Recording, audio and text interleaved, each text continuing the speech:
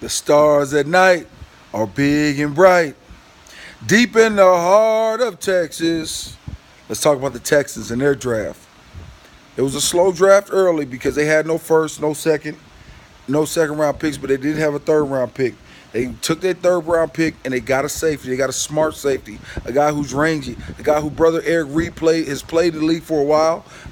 For San Francisco, has played at a high level. They got Justin Reed out of Stanford to be their leader back there to play safety with an aging secondary. The secondary is aging, but guess what? And when they pumping in young talent like Justin Reed, he's going to be great for them. Like I said, he's not a first round pick like a Derwin James. He's not a guy, but you know what? He's a pure safety.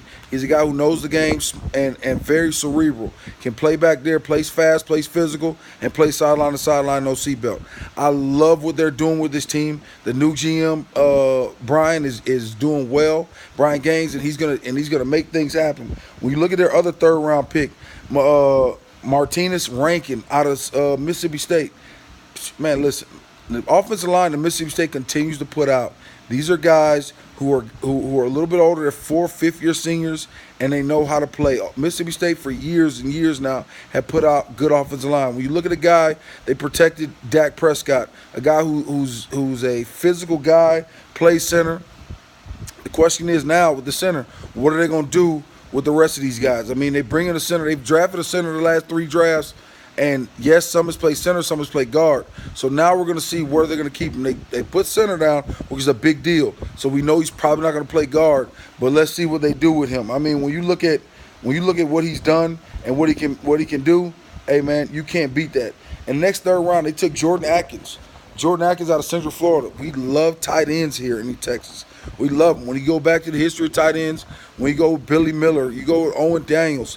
These guys are big play guys that can open up the middle of the field for you.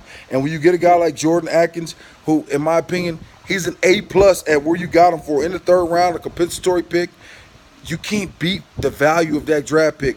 A big tight end that can block for you on first and second down, catch balls for you on third down, and also run a little H-back type scheme when he's in motion in the backfield. I'm excited about that pick. I mean, when you talk about then you go down to the 6th round. You talk about Duke Ejiofor. He's a guy at Wake Forest. He's made a lot of plays from the time he stepped foot on campus down there in North Carolina at Wake Forest. You cannot do nothing but be excited about what these picks and what they've done. So I'm super excited for what the Texans are bringing this year. They got a new GM in Brian Gaines. They brought in some exciting free agents. It's going to be a hell of a year. This draft was fun. It was exciting. It was a lot of things that, I mean, the Cleveland Browned it. I mean, when you look at them not taking Chubbs at pick 3 and instead taking Denzel Ward out of Ohio State. They say he's an Antonio Brown stopper. I haven't seen a DB yet stop Antonio Brown. So in my opinion, you should have went with Chubb and let him rush the passer on the other side of Myles Garrett. And they take Baker Mayfield at number 1. The question is Baker Mayfield going to be Johnny Manziel 2.0, or is he going to be Baker Mayfield? Is he going to be a guy that can continue to take them over that hump to win 8 games, and then take them over that hump to get to the playoffs? That's a question. I mean, Ernest is probably the best person to answer that question because he's the Cleveland Brown expert. But me, I still have a lot of questions about that draft. And then all of a sudden, you let Saquon Barkley get to where Saquon Barkley got to. That right there is I mean, in my opinion, you should have took Saquon Barkley at number 1, and then you could have got any quarterback at number 4 and still been in a good position to beat a lot of teams and be a new guy. But guess what? They paid they paid a running back in free agency. They just paid a guy that was already in their building. So you can't draft a guy like Saquon Barkley. But I'm excited about this football season to see where we're going.